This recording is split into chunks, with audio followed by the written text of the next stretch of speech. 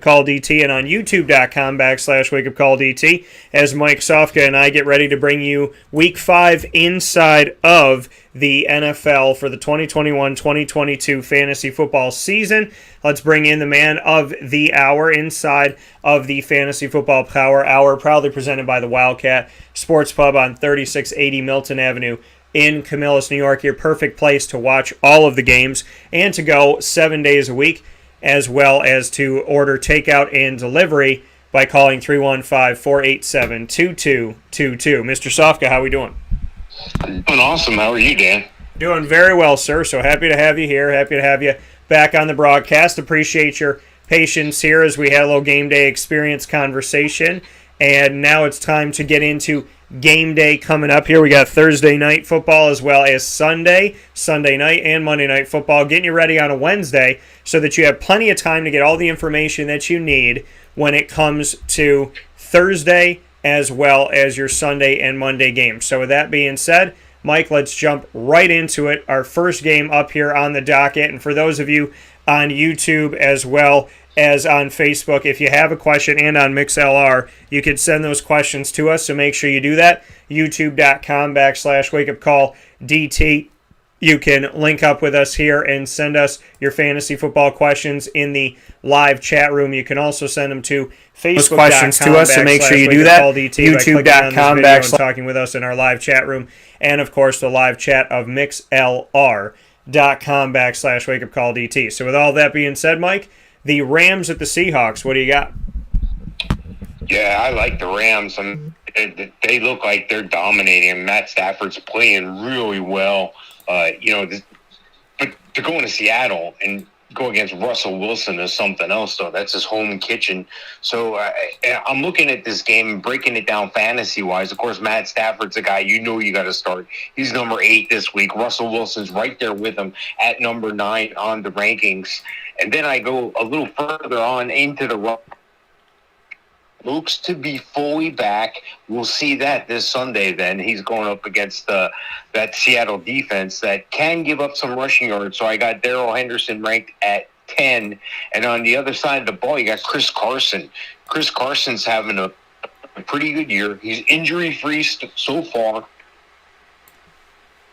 on the rankings this week. And for Kupp, this guy has the largest target share. I mean, he has like a 37% target share on his team there. So this is something we haven't seen from him. We knew he was a good receiver, but he's the primary guy. Matt Stafford, obviously akin to him. So Cooper Kupp, number 1 on the wide receiver rankings this week. DK Metcalf, number 5. Tyler Lockett, number 9. So there's a lot of fantasy points to be had in this game here, all the way around until you get to tight end. Then it gets a little – Tyler Higbee's the one guy. And for Seattle, you got to go a little further down for maybe a Disley to step up here, but I wouldn't count on that at all. I like this game. I'm excited to see this game on Thursday. Great Thursday matchup. I'm looking for the Rams to pull this one away in Seattle, even though it's going to be tough. Yeah, the Rams have done a lot of good, right? And they've put themselves in a situation where you have to focus on them. If you're a football fan, you got to pay attention to what the Rams are currently doing right now. I said going into the season that arguably we were going to see Matt Stafford have his best maybe 2 years of his career. That he was setting himself up by coming to this team, that things were going to, really just look good for him because he's been on a Detroit Lions team where if he's been talented, they have struggled, and it affects him. It makes him look not that great. And now being with the Rams and having Cooper Kupp as well as Robert Woods, and, he's got a stable of running backs, and granted they have to stay healthy and figure things out, but this is a good Rams team. They're 3-1. They lost to the Cardinals 37-20, and they lost that game at home. So that's a tough break for the Los Angeles Rams inside of this NFC West division. But they're playing up against a Seahawks team that also brings a lot to the table. This team is 2-2. It's funny how it's split almost 50-50 on what people think are going to happen in this game as far as who's going to win this game. Mike chose the Rams, and I'm also going to go with the Rams in this matchup. I feel like the Rams are going to do enough to get the job done. And, to me, I enjoy the fact that this division, which I said last year, was going to be good. I said you got to watch out for the Seahawks. And then, obviously the Niners have fallen down a bit here. And I said those Arizona Cardinals might be a little sneaky pick to get into the playoffs, and they almost did. They were right there at the door of the playoffs to try and squeak in. And so I think with what Arizona was able to do to the Rams this past week shows you where this division's at. It's only going to get more interesting as the Seahawks will host the Rams this week. And taking a look at who you should be playing in this game, I like Matt Stafford in the matchup. He's one of those guys that was probably not drafted or drafted as a backup in some of my leagues. I think some people went after him, but definitely not to be a starter. I don't think he's the best out there, but he definitely is going to put up some offensive points for you, and he's going to move the ball. So I like Matt Stafford in the game. Darrell Henderson, if he's able to play, I like him in the matchup as well as a running back too. Sony Michel, I'm not really sold on. Cooper Kupp, Robert Woods, I like them both.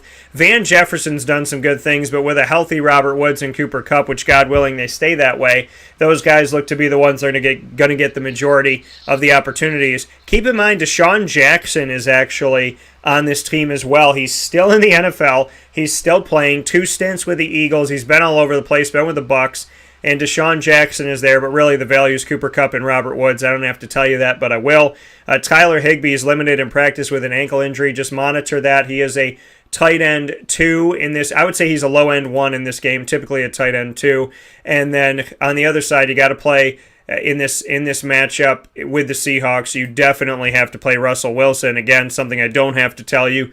But I would say, obviously Russell Wilson in this matchup, Tyler Lockett, DK Metcalf. If DK is able to go, his foot injury has left him questionable. But if him and Lockett are able to go, you play them both. Chris Carson, another guy on the injury report with a neck injury, didn't practice early on in this week. Watch that. Alex Collins, who made some hay with the Ravens in recent history, is right behind him. So Alex Collins could be a late pickup for you as a sleeper pick if Chris Carson's unable to go. But if Carson is, then I have him as a running back too. Not really sold on the tight ends on either one of these teams, but Gerald Everett and Tyler Higbee that used to share space with the Rams are now playing against each other, as Everett is the leader for Seattle in the tight end room and Higbee is the leader with the Rams. So kind of an interesting storyline there, as 2 guys that were sharing space are now the starters on their respective teams as they face off in this divisional matchup with the NFC West. I'm going once again with the Rams in this game. I think that's going to happen. So now we got a question, Mike. Do you think the great people of London, England, want the Falcons versus the Jets or the Jacksonville Jaguars game? What would you say? Hey, we won the war over 200 years ago. We dictate who comes over there. True. Very true. Very, very true. So, in the Jacksonville Jaguars, nobody has gone over there more. And, if Urban Meyer's going to make the trip, let's just make sure he makes the plane. Because Lord knows we don't want him dancing around with any of those girls that Austin Powers was hanging out with in some of those movies. So, with that being said, let's head to the next game. The Jets at the Falcons at 9:30 a.m. Eastern Time. This game is that early on Sunday. Make sure you set your dial and make sure you make your picks early, remembering the fact that this game is going to be in London, you bloke. So the Jets at the Falcons, Mike, what do you got? Yeah, I think if this game wasn't at 9:30, I wouldn't be watching it. But, it is what it is. It's the only thing on at 9:30 on Sunday, so I'm going to watch it. I like some aspects of this game, let me get into it here.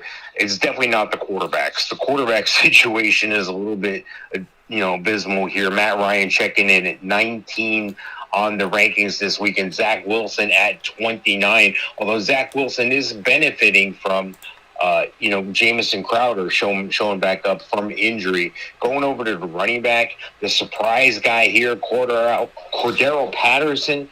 He's basically usurped Mike Davis here in the backfield. So this is a guy who in Yahoo is still eligible as a wide receiver and as a running back. And he had some availability still before waivers ran last night. So looking at the running back on the other side of the ball, but it's a committee still. Tevin Coleman's back again.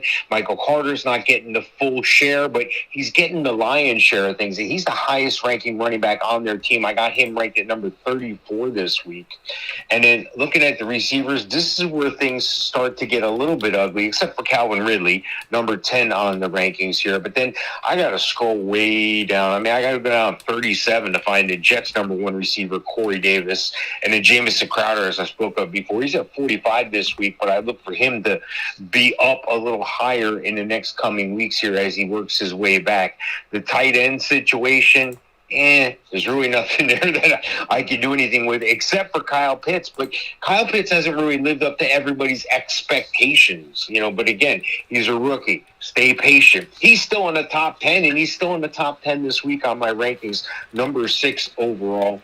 Excuse me, not overall, number 6 on the tight end ranking, I should say. I'm looking at this game from, who do I think is going to win standpoint. I think the Falcons are going to win, but I wouldn't be surprised if the Jets won. I think the Jets have a little bit better of a defense, believe it or not. So I think the Jets are capable of winning, but I'm. Yeah. So you're going to go. So what did you say about you cut out for a sec? I'm going to take the Falcons. Falcons. All right. So the Falcons being chosen here in Mike's pick. And as these two teams play up against each other, the very interesting game here, the Jets at the Falcons in England. So it's nobody's home game, but technically, somebody has to give up a home game in order for this thing to happen. So I'm gonna say, well, I'll give you my pick in a second. So I'm gonna give you my pick as we go through this because these teams are ugly. The Jets won their game last week with that field goal, and I think the Jets are going to win 2 games in a row because they're playing the Falcons. And, Zach Wilson, obviously not where you want to go. But what did I tell you? I watched the guy in college. My buddy DeAndre Smith was his coach when nobody knew who he was nationally. And when he was the running backs coach in North Carolina, he was training Michael Carter, and people did not know Michael Carter. Now, Syracuse fans knew Michael Carter-Williams from basketball, but they did not know Michael Carter around the country. Now they do know who Michael Carter is, and they knew who he was as he continued to elevate himself in the backfield of the Carolina Tar Heels, where both him and Javonte Williams had over 1,000 yards rushing last season, even though they were sharing the backfield. I told you this guy would be the starter on the Jets. We're 5 weeks in, and here he is on the depth chart. He is worth the play in this game. Corey Davis, Jamison Crowder, they are worth flex positions for you, in my opinion. I have a good feeling about Crowder returning something in this game, and Corey Davis is like a wide receiver 3. Matty Ryan, I keep wondering when is it going to be the time to say that it's probably over. Well, this is kind of the swan song for him and for Ben Roethlisberger at this point. Cordero Patterson, he's been all over the place. He's been with the Vikings, he's been with the Patriots, he's with the Falcons and whatnot. I'm not sold on what he's doing. Mike Davis has been underwhelming. Calvin Ridley having to do this without Julio Jones has not been the same, as I told you it probably wasn't going to be. But Calvin Ridley, a wide receiver too. Kyle Pitts, worth the play out there. If you got 2 tight ends, definitely. If not, he's a low-end 1. Calvin Ridley, a wide receiver 2. Not sold on Russell Gage in the way he's been right now. He's injured. Olamide Zaccheaus coming from Virginia, where I told you, I believe, last week, that I covered him there. Olamide may get some opportunities in this, but I would say Ridley and Pitts are your best bets for the Falcons. I'm going to go with the Jets to win 2 in a row, and it's only because they're playing the Falcons. So that's where I'm at with this one. So Mike is going with the Falcons, and I am going with the Jets. We got 2 questions that have come in, Mr. Sofka. First one we will go to is on our Facebook feed. Actually, we have a few here on our Facebook feed. So need an RB2, Carson or Hubbard for full PPR. So first question that came in here is on Facebook.com/WakeUpCallDT. We'll get to our questions on YouTube.com/WakeUpCallDT in just a moment because this one came in first on Facebook. Running back 2 in full PPR, Chris Carson or Chuba Hubbard? Well, I have Chris Carson ranked 15 this week. I have Chuba Hubbard ranked 22. So obviously I like Chris Carson a little better there. Yeah, I'm going to say Carson if he's healthy, obviously. So Carson from both Mike and I, but, it depends on how well he is. I think at full go, Hubbard and Carson in a full PPR, you go Carson, but let's make sure that he's full go and that he's okay. Next one that we got up here is Latavius Murray, Zach Moss, or Javonte Williams in the flex half PPR league. I think I got Zach Moss 27, Latavius Murray 30, and Javonte Williams 37. So surprisingly, Zach Moss ahead of those guys. Yeah, before you came out with those rankings just now, Mike, I was going to say Zach Moss would be the best bet. Javonte Williams, I like him carrying the ball, but in a half PPR situation, I would look to Zach Moss and above Latavius Murray. Need 2, Allen Robinson, Devontae Smith, Corey Davis, or Tim Patrick. 2 out of those. What do we say? Repeat those again? Needing 2 in a full PPR, and that is Allen Robinson, Devontae Smith, Corey Davis, Tim Patrick. All right, let me see here. I'm writing them down. When you start throwing 4 names, that sort of clouds me a little bit.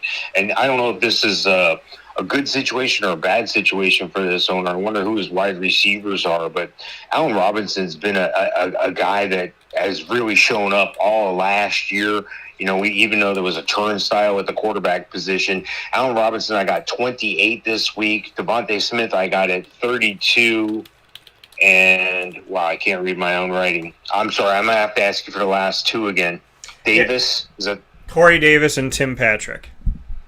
Yeah, Corey Davis is a little ways down on the list, and so is Tim Patrick. So I think I would definitely go with Allen Robinson.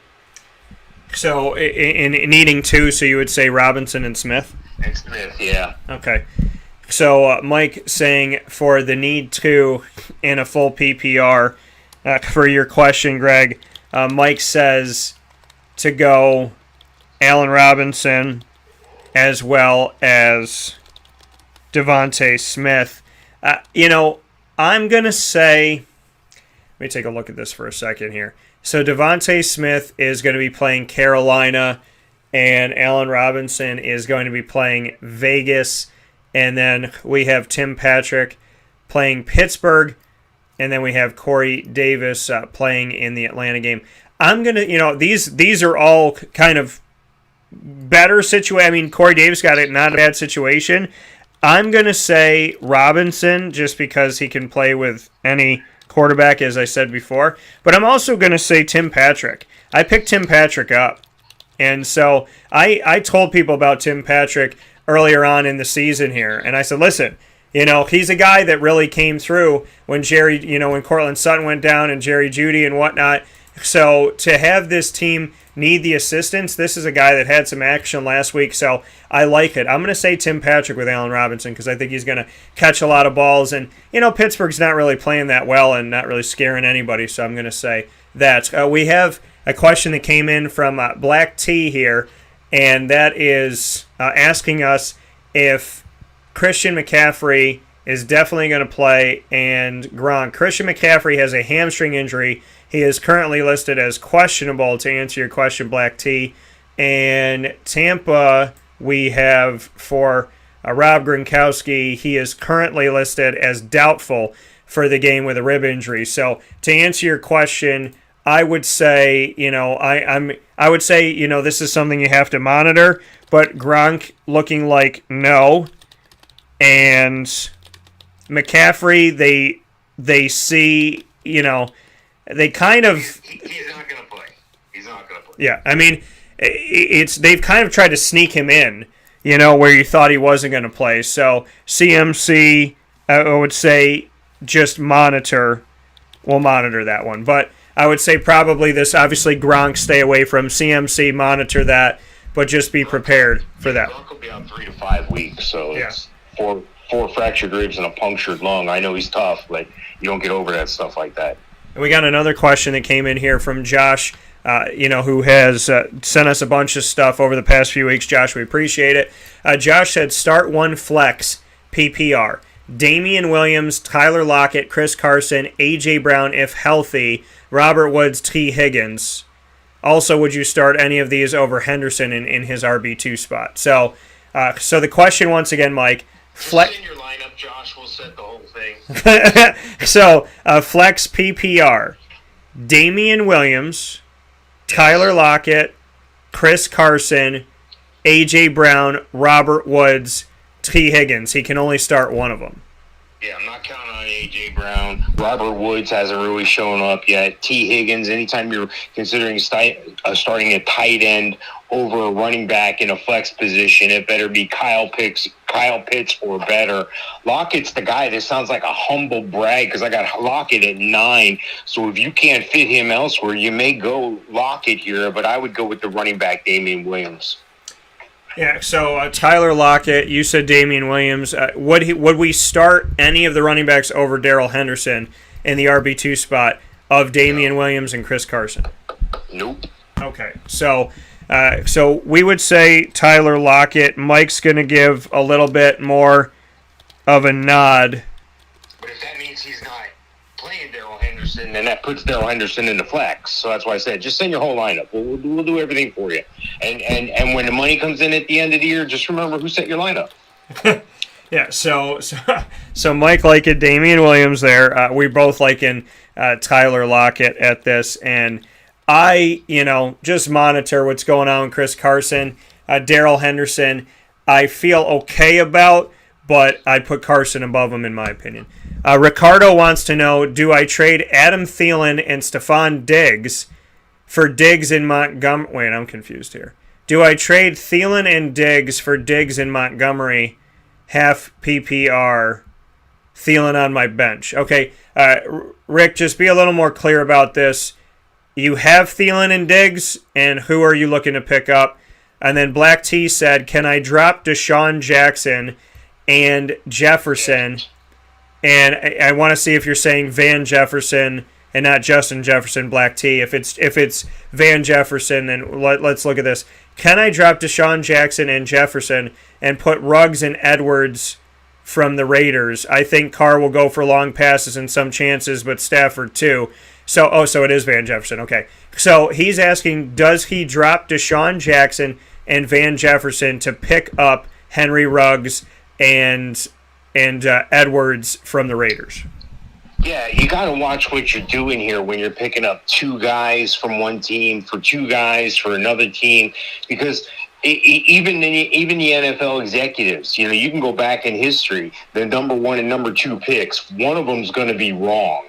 They're at 50%. So what you're doing to yourself is you're guaranteeing yourself almost one of those guys is going to hit, but you're also guaranteeing yourself that you're clogging up a bench spot. So just be careful with that. I don't know if I would drop both for both, if that makes any sense. I like Ruggs. I think he has tremendous upside. Deshaun Jackson's going to be spotty. He showed us a lot of speed last week and showed us that even as an old man, he can get past people. Van Jefferson has a lot of upside, but there's a lot of competition for the ball. When Cooper Kupp's getting 37%, and I like Edwards. I like where Edwards has come from.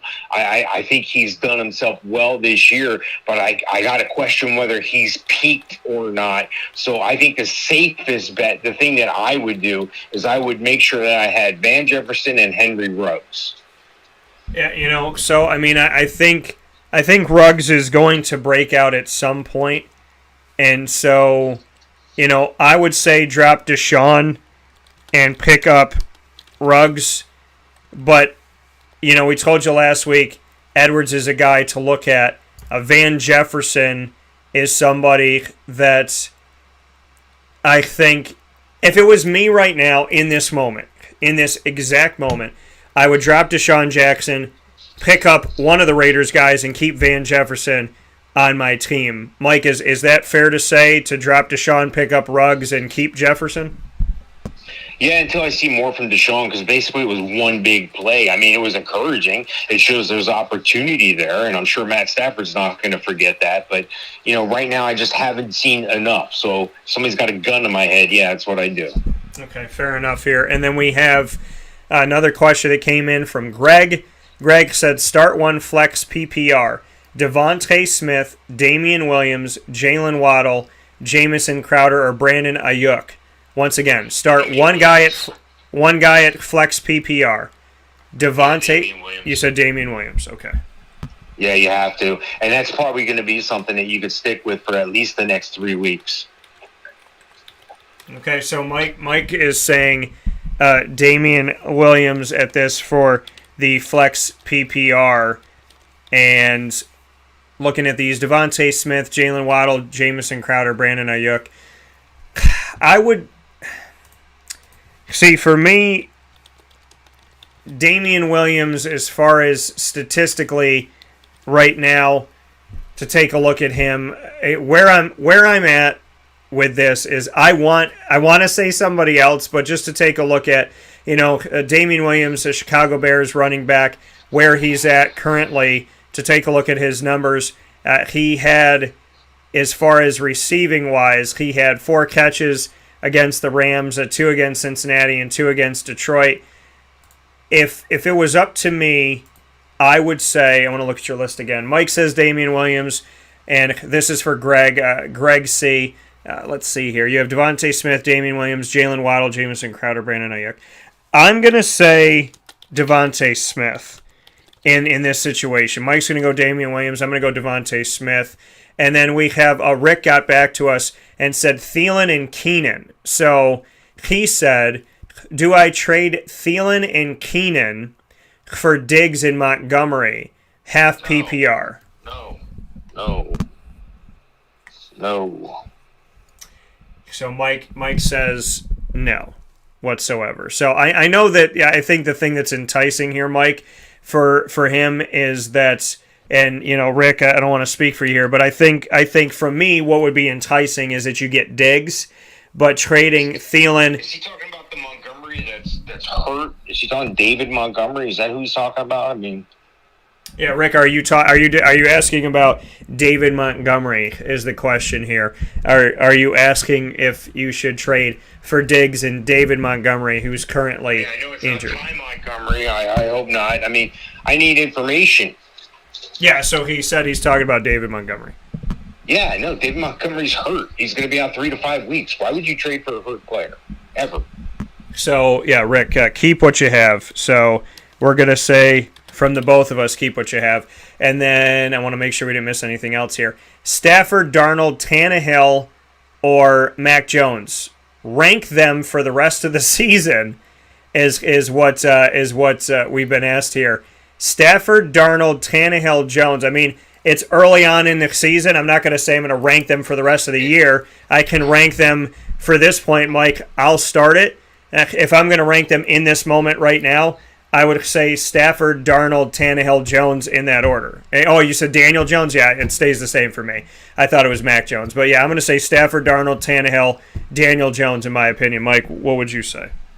Well, it's Stafford. That's the only guy you got to worry about. Stafford, and then you got Darnold after that, and then Jones, then Tannehill, because Tannehill doesn't have A.J. Brown. He doesn't have Julio Jones. Who knows how long that fiasco is going to last. So definitely Stafford. Yeah, so I mean, Stafford and Darnold obviously are in a good footing right now. So Mike says Stafford, Darnold at this moment, and then he has Daniel Jones and Ryan Tannehill. I think if I took it as I'm just doing this in and of itself, as far as the talent that I'm seeing right now. So I'm saying, regardless of injury in this moment, if I'm just talking about talent, I'm saying Stafford, Darnold, and then I'm saying Tannehill, or pardon me, yes, I'm saying Tannehill, and then I'm saying Daniel Jones. So that's how I would look at it, is if that's how I go. So I would say Stafford, Darnold, Tannehill, then Daniel Jones if it's strictly talent. We're going to go on to another thing here, another game in just a second. Last question that we got. Should I do that same trade but with Henderson instead of David Montgomery? So Rick is saying, what if the trade was, let me go back to your trade here. What if the trade was Adam Thielen and Keenan Allen that he gives up to bring in Stephon Diggs and Darrell Henderson? Who's his other running backs? Yeah, who else do you have? That's first question on my mind too. Is if you're going to give up two receivers, who are the running backs that you have? So let us know, Rick, as we go to the next game, like Green Bay, Cincinnati. In Cincinnati, what do you got? Yeah, I like Green Bay. I like the fire I see in Aaron Rodgers' eyes right now. But Joe Burrow's been making, almost single-handedly taking that team because it hasn't been Joe Mixon. Joe Mixon hasn't been getting it done like everybody expected him to get it done anyway. But I got Aaron Rodgers ranked number 15 this week, and I got Joe Burrow ranked number 21. And going down a little further on the running back situation, this is where you're going to find most of the value for, Aaron Jones. I don't know if I can go Joe Mixon. I don't know if he's going to make the game, so it might be a Samaje Perine. That might be your hidden gem. I got him ranked at 32 this week, so I'm not trying to start him as an RB, but he may be that sneaky, cheap, affordable guy you can get in DFS. And, of course, Devontae Adams is always near the top of the pile. He's ranked number 3 this week. Jamar Chase, number 18 on the rankings. And then Tyler Boyd, number 30. T. Higgins is still coming off injury. He's a little further down. He's in the 60s on the ranking here. I can't start any other Green Bay wide receiver. Robert Tonyan's been a disappointment to say the least, but he's still ranked number 12 this week. And on the other side of the ball, you go with C.J. Uzomah. That's an affordable option. He's out there on a lot of waiver wires, but he's ranked number 24 this week on my rankings. I would definitely say Green Bay is going to go into Cincinnati and win this game. Yeah, this is to me, Cincinnati. Joe Burrow's shown me some stuff here. This man has learned a thing or two, and has put himself in a good space right now as he moves forward in the NFL, only in his second year. And basically, he played like a half a year last year, so still kind of finishing off a full year. Aaron Rodgers, I'll start on the away side. Aaron Rodgers is worth the play. Aaron Jones, of course. A.J. Dillon, a flex guy. We're looking at an expanded role for him. I think he's somebody that I went and picked up. I had an injury, and so I went and found that A.J. Dillon was left out there by somebody who might have dropped him. And so to me, A.J. Dillon is worth a flex for you in like a running back 4 position here. And then Devontae Adams, obviously worth the play. Robert Tonyan in this matchup, he was quiet. He's been quiet recently. I'd say he's a tight end 2. I do think he might get some plug here, but I would look to Devontae Adams, Aaron Jones, and a sleeper kind of at A.J. Dillon with this as far as who Aaron Rodgers will be going to. Joe Burrow on the other side, I like him in this game. I think this game could get up in the 30s. He's going to have to throw the ball, so I do like him as a QB1 in this matchup. Not as high as Aaron Rodgers, but I do like him in this. Ankle injury with Joe Mixon has left him questionable. If he's good to go, you put him out there. T. Higgins is questionable with a shoulder injury. If he's good to go, he's a wide receiver, I would say 3 this week. Jamar Chase bumps up to a wide receiver 2. And then C.J. Uzomah, he obviously liked him in that game against Jacksonville, so I think that makes him a tight end 1 in this as we move forward here. But temper your expectations. Let's see if this can be consistent. C.J.'s been on the team for a little bit. They did give him a contract extension, but I want to see him do more with what he has out here. Packers at Bengals. Mike picked the Packers in this one. And I am going to also pick the Packers in this matchup as well. I think that Jacksonville should have won that game against Cincinnati. So some things here that we had to look at and some things that Jacksonville has to look at. So Rick got back to us. Should he trade Keenan Allen and Adam Thielen for Stephon Diggs and Darrell Henderson? His other running backs are Alvin Kamara, DeAndre Swift, and Antonio Gibson. No, there's no need to do that. There's no need to do that. A lot of people, and people that follow my systems know I don't trade a lot. I don't poo-poo trades. I'm willing to trade anytime, any player and all that stuff. But I'm also solid in my drafting. I draft a certain way so I don't have to trade, barring catastrophic injuries or something stupid happening on the field or something to somebody off the field. It's almost like, would I rather be out of the frying pan and into the fire, or just stay in the cast iron skillet that's 400 degrees? So sometimes you could put yourself out of contention. With the running backs you have, there's no reason to trade for Henderson in a deal. I know you want Stephon Diggs. Everybody wanted Stephon Diggs. Obviously, you're not going to get Stephon Diggs unless you give up a lot of stuff. So I would stick with Thielen and Allen. I mean, those are two wide receiver ones practically every week. And I know Stephon Diggs is up there, but with the running backs you have, I mean, it could be 6,500 the others. So just be careful with that stuff. I wouldn't do it. Yeah, and we got another one coming in here, and we'll wait Black T to give us the information here. Want to see what he has here. So I think what he's asking is he's giving up Logan Thomas to get Chris Claypool, asking if that's a good trade. He already has Dawson Knox. Chase Claypool. So he would be trading Logan Thomas, getting Chase Claypool, and he already has Dawson Knox. Yeah, right now Dawson Knox and Logan Thomas are about a coin flip. So, if you're getting two players back, you're probably going to have to drop somebody. So that would be a question. Who are you going to drop? I mean, I always put myself in a position where I know the one guy I would get rid of from every team that I have. But I'm not excited to get rid of those guys because, again, I'm confident that I've kept up. I'm confident in my draft strategy, and I'm confident that I've watched the waiver wire effectively. I never put myself in a position where I have to trade. Trading is a luxury. It's not like a meal of the day where you have to do it. You have to eat, because if you don't eat, that's it.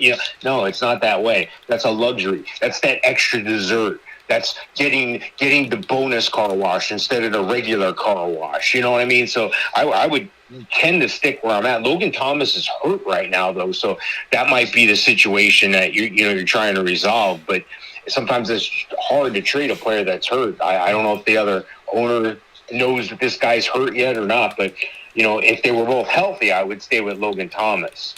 But being Logan Thomas is dinged up a bit, and being he didn't receive a target last week, I might consider going with Dawson Knox till he plays for Buffalo. And Josh Allen's throwing the ball like a crazy man right now. Yeah, so, I mean, Dawson Knox obviously has done some things to impress this season. Definitely impressed me scoring in the first couple weeks here. So I do like Dawson Knox. So I don't think it's a bad trade. It just depends on what your receiver pool looks like. So thank you for the question, though. As questions continue to come in, you can send your questions to mixlr.com/wakeupcalldt, the live internet radio feed. You can also send it to youtube.com/wakeupcalldt by clicking on the video itself and chatting in our chat room. And, of course, you can click on the video on facebook.com/wakeupcalldt and chat in our chat room here. With that being said, so before Mike and I take a step aside, we'll get to a few more games here and get to your questions. We're inside of the Wildcat Sports Pub's Fantasy Football Power Hour. It's powered by the Wildcat, where you can watch all the games on 3680 Milton Avenue in Camillus, New York, 7 days a week. Watch your baseball playoffs as well as your NFL games and so much more coming up. College football, Syracuse, and of course you can do takeout and delivery by calling 315-487-2222, and for catering, 315-487-2222 for the Wildcat. Josh, question coming in. Pick up Mike Gesicki or Dalton Schultz for my injured Logan Thomas and Gronk. Not rush on this question. So thoughts on this? Black T, thank you for sending that you got our information here. We appreciate it. Happy to help.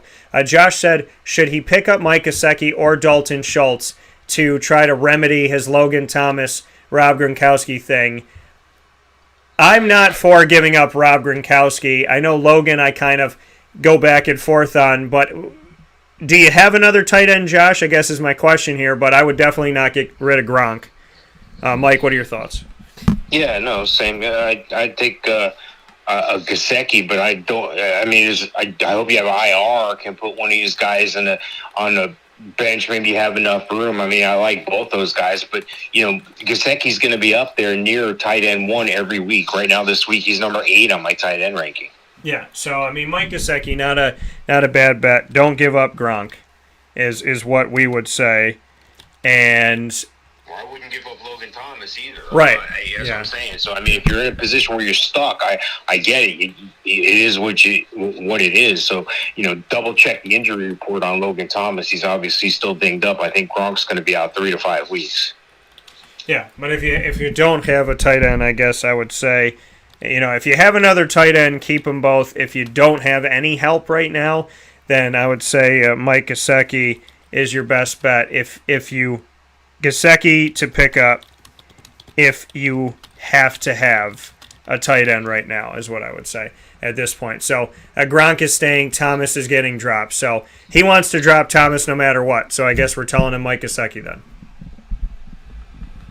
So next game up, Mike, here, Detroit at Minnesota. What do you got?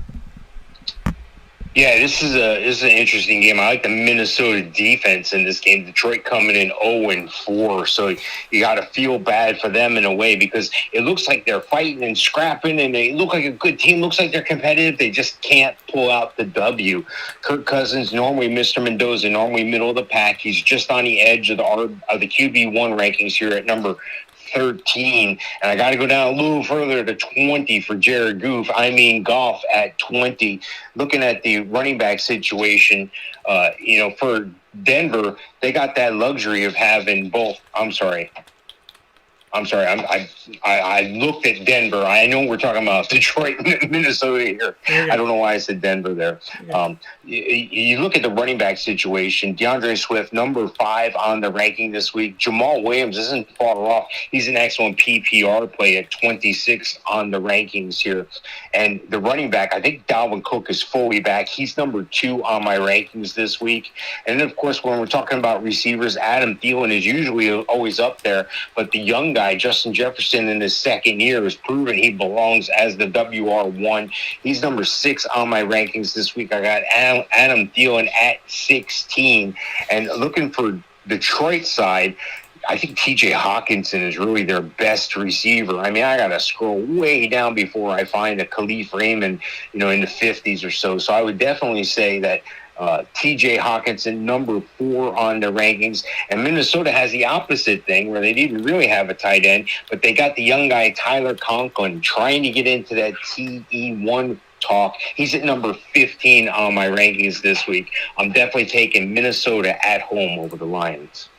Yeah, the Lions have, been a struggling team. They've struggled repeatedly, and this is a team that you ask, who ends up better off in the trade, and I think the reality of it all is, the better off now is the Rams with Matt Stafford. They gave up the house for him, though. The Rams giving up picks of 2 years ago, this year, next year. I don't know if they want to have a first-round pick for a decade, but the way that things look for Detroit is they got Jared Goff. If that doesn't work, they have a ton of picks from the Rams.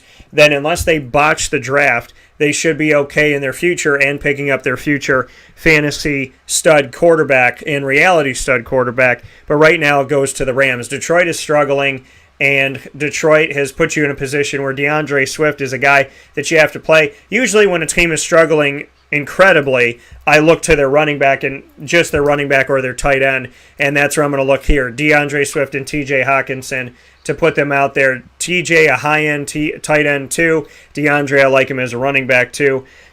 On Minnesota's side, because he's playing Detroit, I like Kirk Cousins. I still think he's a quarterback too, low-end one, high-end two, but I like him in this game. Dalvin Cook, obviously worth the play. Justin Jefferson, Adam Thielen, I don't have to tell you, but I will.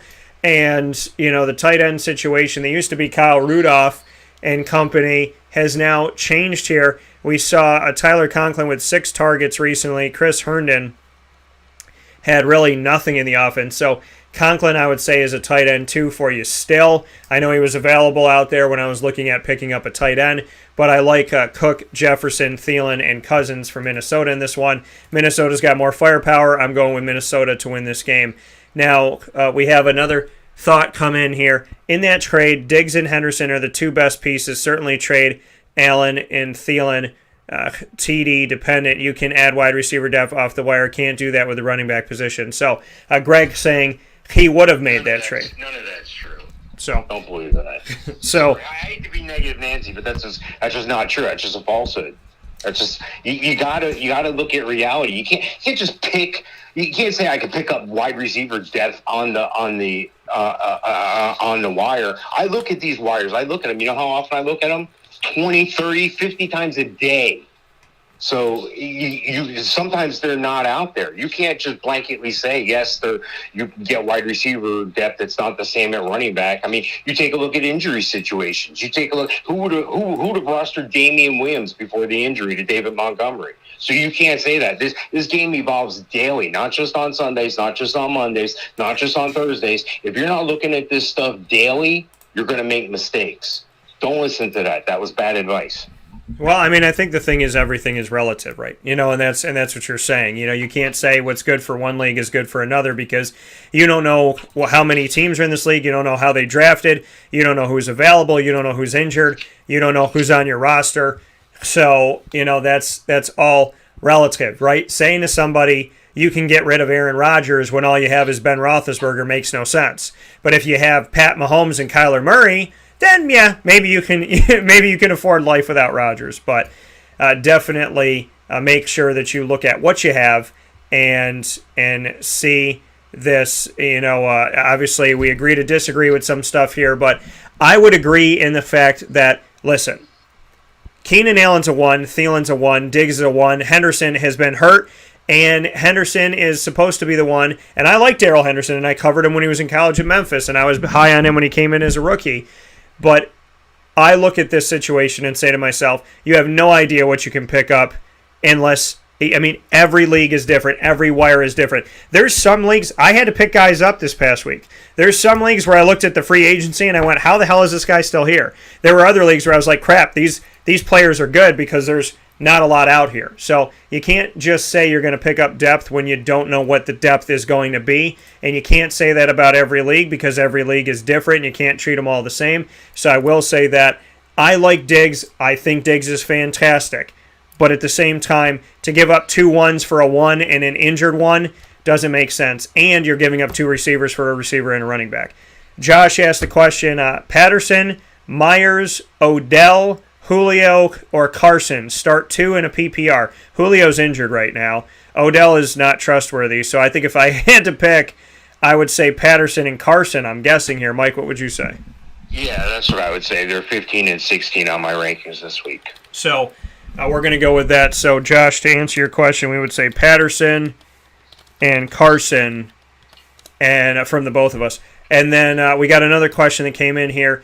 Do you think Perrin and the rookie Evans will have a good game against the Packers?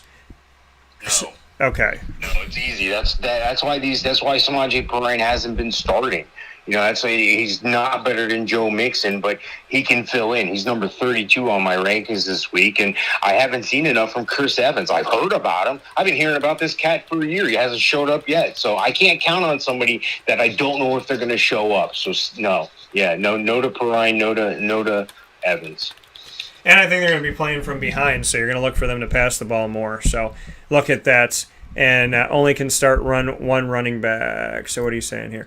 Okay, so between Patterson and Carson, start Carson if he's healthy to go. Next question. I got him barely outranking him.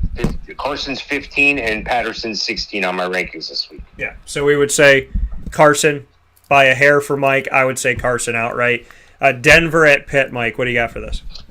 Yeah, this is an interesting game. Definitely don't want to play either quarterback here. Teddy Bridgewater's dinged up. Probably not going to be out of the concussion protocol. Looks like it's going to be Drew Lock, who's number 31 on my ranking this week. And Ben Roethlisberger, that big stud, all-pro, been to the Super Bowl. This guy's been in the league forever. He's just as good as... Stop. He's number 30 on the rankings. Somebody needs to take him out to the barn and finish him off here already because Pittsburgh's in a lot of trouble, and it's all stemming from the quarterback. They have an outstanding running back in Najee Harris, who's number 7 this week on the rankings. They have 3 great wide receivers that anybody would kill for. They have a young and upcoming tight end. They have great tight end in Eric Ebron as well. The problem is the quarterback. The quarterback's the problem in Pittsburgh. But I got Najee Harris at number 7. And then, they're splitting the carries a little bit with Javonte Williams and Melvin Gordon here. But I got Melvin Gordon at 28, and I got Javonte Williams a little bit better than that at 26.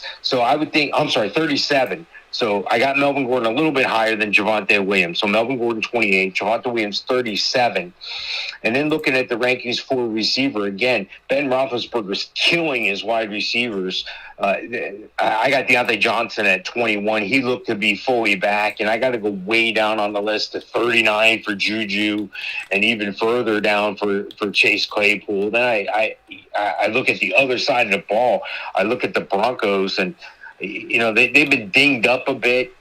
Cortland Sutton's the number one guy there. That's the guy you want. He's number 27. And on the tight end front, the Steelers' Eric Ebron doesn't really show up anymore. I saw Pat Freiermuth catch a touchdown in the last 2 weeks, but Noah Fant on the other side of the ball, he's the guy you really want. He's number 7 on the rankings. Going from the Mile High, which is almost left coast, to the East Coast at 1 o'clock should not affect the Broncos. The thing that's going to affect the Broncos is the fact that they got Drew Lock at quarterback. So that's why I'm going to take the Steelers. Yeah, I mean, this Denver team, a contender or a pretender, said it last year. What are these guys going to be? And they're 3-1 right now. Teddy Bridgewater, I think, pushes them toward a contender if they stay in positive footing and he stays healthy. But he has concussion right now, and so God willing, everybody with an injury will get better on and off the fields of life, and that includes Teddy. Drew Lock changes things. I think he makes things better for Cortland Sutton, but he does change, the output, the anticipated output of this game, which is very frustrating here because I like what Denver's been doing lately here, but they're playing in Pittsburgh. I don't like the quarterback situation. Look for Javonte. This is a week where I would play Javonte Williams and Melvin Gordon. Hopefully you don't have them both taking up space. I don't think that this is a good one, too, like Kareem Hunt and Nick Chubb. I like Javonte more, but I would say Javonte Williams, a running back 1, Melvin Gordon, a running back 2, is how I look at this. Cortland Sutton and Tim Patrick, I like them both. Tim Patrick, though, I put him as a low-end wide receiver 2. I like Cortland Sutton out there. Noah Fant, obviously, as well. On Pittsburgh's side, Ben Roethlisberger's dinged up as well. He's got a hip injury. Not a big fan of what they're doing there. Najee Harris, I would say, is a running back 2. I don't like their receivers. I really don't like this.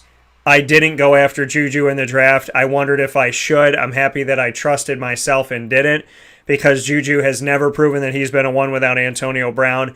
Deontay Johnson hasn't proven anything, and I don't like the tight end situation. So really with Pitt, I just look at Najee Harris. Deontay, I would say, is a flex guy for me. Juju, I'd leave off. And the value is more on Denver's side in running the ball. I'm going to give a slight edge to the Broncos in this game. I don't like the fact that Teddy is obviously injured, but I don't like the Steelers at all this year. I don't like what they've been putting together on the field, so I got to go with Denver in this one. We have another question coming in here. We'll take that in a second. Miami at Tampa, the battle for Florida. Mike, what do you got? Yeah, it's going to be a good game to watch. A lot of people don't think it will be, but Tom Brady struggled in the last couple games. If you call that struggling, I mean, he led his team to a victory in the last one against his old team in New England. But I got to rank Tom Brady up there. He's always going to be up there. He's number 5 on the ranking this week. And then on the other side of the ball, well, not so much. They wish they had a guy like Tom Brady, but they got Jacoby Brissett. He's a place card holder at best. He has had moments of brilliance, but there's a reason he hasn't been a long-term starter in the league. He's ranked number 24 on the ranking this week. Leonard Fournette coming in at number 13 on the RB rankings. Myles Gaskin, the opposite, the inverse, number 31 on the ranking this week. Looking at the wide receivers, Chris Godwin, Mike Evans, these names, they're household names. Chris Godwin, number 11 on the rankings. Mike Evans, number 20. And then going down a little bit further, Antonio Brown, number 31. And I got to go down a little bit further, see the number 1 receivers for Miami. Jalen Waddle at 33, Devontae Parker at 36. And then as far as the tight ends go, we talked about Mike Gesicki earlier. Mike Gesicki, number 8 on the rankings for Miami. I have to go down a little bit further. Cameron Brate stepped in and took that starting role from, where Gronk left off. You would have thought it would have been O.J. Howard. It wasn't. O.J. Howard did come in big in that game, but I was worried a little bit about Brate because he dropped 4 or 5 targets. So I think they're going to stick with Brate. I think he's got more sure hands, but a lot's going to depend on how Brate performs this week for Tom Brady and the Bucs to win. But I'm confident in Brate. I'm going to say he's number 14 tight end, and I'm going to take the Bucs at home. Yeah, this Bucs team, what they've had, and in bringing in Gronk, they have 3 tight ends. So if one goes down, they got another, and then if he goes down, they got another. They actually have 3 starters. Now, Cameron Brate and O.J. Howard haven't proven that they could be the dominant guy, hence why you bring in Rob Gronkowski and obviously his connection to Tom Brady. But Cameron Brate is a serviceable guy that's probably out there in your fantasy waiver wire. I would imagine that he would be out there in free agency. Maybe a few days ago, you might have missed him already, but if he is out there, he is worth picking up because of the fact that, we're in a situation now where Cameron Brate can step things up and make some things happen. O.J. Howard, the two of them together has been a difficult situation, but Cameron Brate is worth the pickup right now. On the side for Miami, Tua's injured. Jacoby's out there as your starter. Myles Gaskin, Malcolm Brown, Salvin Ahmed, they're all trying to figure things out here and who's going to get the ball the most. So, Gaskin and Malcolm Brown, I would say, are running back 4s for you, especially in this matchup. Jalen Waddle, I would say that he is a wide receiver 3. Mike Gesicki, I would say, is a tight end 1 for you, maybe on the mid-range, lower end, but I'd say he's a tight end 1. Tom Brady's worth the start. Leonard Fournette's worth the start as a running back 2 or 3. Mike Evans, Chris Godwin, both worth the start. Antonio Brown worth the flex. And I would say Cameron Brate is a low-end tight end 1 in this game. The value for fantasy is highly on the side of the Bucs, and I'm going with the Bucs in this one. We have we have a question in here. So before we get to New Orleans at Washington, let's go to the question, which is Corey Davis, Jamison Crowder, Marvin Jones Jr., I'm guessing Robbie Anderson, T. Higgins, Hunter Renfrow. Start 2. Corey Davis, Jamison Crowder, Marvin Jones, Robbie Anderson, T. Higgins, Hunter Renfrow. Start 2 in PPR. Well, the names are interesting. The names are intriguing. In draft time, these were great names to consider. Hunter Renfrow is going to be the low man on a totem pole, so I'm going to take him out. Robbie Anderson looked like he had the biggest name coming into this season. He hasn't done anything yet, so I'm taking him out. I'm not confident in what the Jaguars are doing at all right now. It's just a train wreck right now. So I'm taking Marvin Jones out of that equation. So sometimes you subtract instead of looking for that one guy who stands out. When they're all real close, you start taking the negative guys and you start doing process of elimination. Jamison Crowder first game back and the Jets won. He looked like an inspiring athlete last week, and I'm still confident in Corey Davis. I know he plays for the Jets as well, but I would strongly consider starting one or both of those guys. Let me give a quick glance on the rankings here. I have Corey Davis at 32, and I think I have James Crowder just a little bit below him. So, yeah, I'm not sure I can count on those other guys you mentioned. Yeah, I definitely am not going to be counting on Marvin Jones in Jacksonville's offense right now. I'm not counting on Hunter Renfrow because I agree with Mike. He's low on the totem pole. Robbie Anderson in Carolina are going to be facing off against Philadelphia. I would like to think that Robbie Anderson is going to evolve, but like to think and what's actually happening is something that you have to obviously assess. And so I would say it's hard for me to pick 2 Jets, and T. Higgins is banged up right now. I would say Higgins if healthy, but you got to monitor that. And then I would say to take a look at Corey Davis. I think Jamison Crowder is going to have a return for a touchdown against Atlanta. So I would say Corey Davis in this matchup. I could say Corey Davis and Jamison Crowder, but it's hard for me to want to tell you 2 Jets right now. That's my only concern. Robbie Anderson I would have picked if things were better for Robbie Anderson in the current state of things. Mike, next game, New Orleans at Washington. What do you got? Yeah, this is going to be a battle of the quarterback situation for all the wrong reasons here, and I think our our boy Jameis Winston is going to come up the loser. I got Jameis Winston at 28.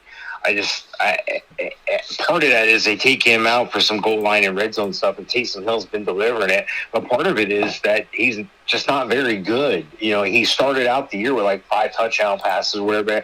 Oh, this is great. Sean Payton's a genius. He's the quarterback whisperer. And Jameis Winston, no more problem. Jameis Winston is a problem. He's like a lesser problem than Ben Roethlisberger right now, but he is a problem. So I got him at 28. Meanwhile, Taylor Heineke's been delivering. Right now this week, he's Mr. Mendoza at 18. Taylor Heineke has put up some big numbers, but part of that reason is he's got some players around him. Now, that's not to say Jameis doesn't. Jameis has Alvin Kamara, number 3 running back on my ranking this week. That's who he has. But, Antonio Gibson, number 14 on the other side of the ball there. But the biggest reason why Heineke has been delivering so big is Terry McLaurin. Terry McLaurin's just a stud. Every time they need a first down, I see Terry McLaurin. Every time they need a touchdown, I see Terry McLaurin. And Taylor Heineke's delivering the ball. Taylor Heineke's a real genuine athlete. If you look at this cat and really been watching him, you could tell he just hadn't had an opportunity to get on the field. He's number 12 on the rankings this week, and I got to go down in the 50s before I find a Marquez Callaway or Deontay Harris or something. So I can't play any of those guys, and I can't even play any tight end in this game because, Logan Thomas is out. I don't think James Bates is going to be able to step up. And, on the other side of the ball, they have a converted wide receiver playing tight end. He's been getting it done because Adam Troutman hasn't, but Juwan Johnson hasn't been able to make it happen, really. But he's number 31 on the rankings. So, again, I can't really start any receivers, including tight end from New Orleans. And that's what puts that team in a sad state. And that's why I'm going to take Washington for the upset at home. Yeah, New Orleans, we said it before. Papa Joe said it last week. Don't be surprised when Jameis Winston eventually looks like Jameis Winston again. He started off with 5 touchdowns, and anybody that thought, oh, my God, this is going to happen every single week. No, it's not. So now I hope the best for Jameis always and forever. I hope the best for everybody out there. It's just not happening. Alvin Kamara is worth the play. Tony Jones is out, which puts Dwayne Washington behind Alvin Kamara. So I would look for Kamara to get the majority of this. Marquez Callaway, 74 yards receiving recently here. Deontay Harris led the team with 8 targets. So I would say Deontay Harris, if you're in a deep league and you got to get somebody, you got a bunch of injuries, 14 teams, 16 teams, whatever it may be, Deontay might be a wide receiver 4 flex for you, but Marquez Callaway, not a bad bet as a wide receiver 3. Alvin Kamara as a running back 1. As far as the tight end position, Juwan Johnson scored his 3rd touchdown of the season in 4 weeks. I think he's a sneaky one as a low end 1, high end 2. I told you it's hard for me to it's hard for me to tell you not to play him because I just think he's sneaky. I think there's good with that. And if you got Taysom Hill coming in there for goal line stuff like Mike said, he could fake the run and then just throw over the top, a little jump pass. So I do like that on that side of it. Taylor Heineke on the other side, I would say is a quarterback 2. But I think he's going to get some points this week. Antonio Gibson's worth the play. Terry McLaurin as well. And I don't trust anybody in the tight end situation with Logan Thomas, questionable with a hamstring injury. So with that being said, I think there's more fantasy value with the Saints. However, Washington is at home. I'm going to agree with Mike. I'm going to go with the Washington blanks for this game since they still don't have a dang name. Mike, we'll take a step aside after Philadelphia, Carolina. What do you have for this? Yeah, this is going to be an interesting game. I think Carolina is a solid team. They didn't show it last week in Dallas. I got Sam Darnold at 16 this week on the rankings. I got Jalen Hurts. Jalen Hurts doesn't look like he's playing well. It doesn't look like he's having a good game. They turn around. He's always top 10 in fantasy points. It's like he's a great fantasy player, great fantasy quarterback, and his team is 1-3. So, you as a quarterback on a professional level, you take that at a different point. But for fantasy purposes, he's an outstanding quarterback, number 7 on the rankings this week. And then going over to the running backs, I think CMC is still going to be out. Chuba Hubbard, I got at 22. Looking at Philadelphia, side of the ball, Miles Sanders hasn't really been the Miles Sanders we would like to see. He's number 29 on the ranking this week. Kenneth Gainwell outperformed him last week. But don't get overexcited. I got Kenny Gainwell at 38. And looking at the receivers, this is where there's some separation. I got Devontae Smith at 32. And then I got to go way further down. I think I got Jalen Reagor down there, too, in the 40s. I got the Panthers wide receivers in the 50s, except for DJ Moore, number 7 on the rankings. He was on top several years back in the adjusted explosive index when he was coming into the league. He was up top, and you could tell why. He's been up top most of his career. Again, number 7 on the rankings. The tight end position, well, not so much for Carolina. They traded that guy, Dan Arnold. They're looking for Ian Thomas or somebody to step up. And on the other side of the ball, they got 2 guys. We didn't expect to see Zach Ertz on the team even, but he's not going to outperform Dallas Goedert. I think Dallas Goedert's the one to have if you have to choose between the two. But I got Dallas Goedert ranked at 18. Zach Ertz at 21. I'm going to go with Carolina at home. Yeah, Philadelphia can score a lot of points against teams that are not that great. That doesn't tell me a lot about Philadelphia. So Jalen Hurts, obviously, fantasy-wise, because he can run and create some opportunities for you, that does help you out a little bit here. I like Hurts, but he's a quarterback too. For me in this, a low-end 1, high-end 2. Miles Sanders, taking a look at him, seeing his struggles. Kenneth Gainwell could be taken over here. I like Kenneth Gainwell. Obviously, another Memphis guy, another Tiger that I covered, another Mike Norvell, another shut-up Florida State fanatics when you want to fire Mike Norvell and give him a chance. Kenneth Gainwell, to me, is a good guy to pick up. He might be out there in some of those fantasy leagues for you folks, some of those smaller leagues or some of those leagues where somebody got frustrated or they just didn't think that Miles Sanders coming from Penn State was going to be ousted by a guy from Memphis and forgot about talent ruling the day. So, and that Miles Sanders hasn't proven himself consistently. So Kenneth Gainwell, not a bad pickup as a low-end running back 2, high-end 3. Devontae Smith, I would say in this game, is a wide receiver, low-end 2, high-end 3. Dallas Goedert, if you have to play him, hopefully you don't. But I would say, I did put him out there last week. I had to. I'd say he's a low tight end 1.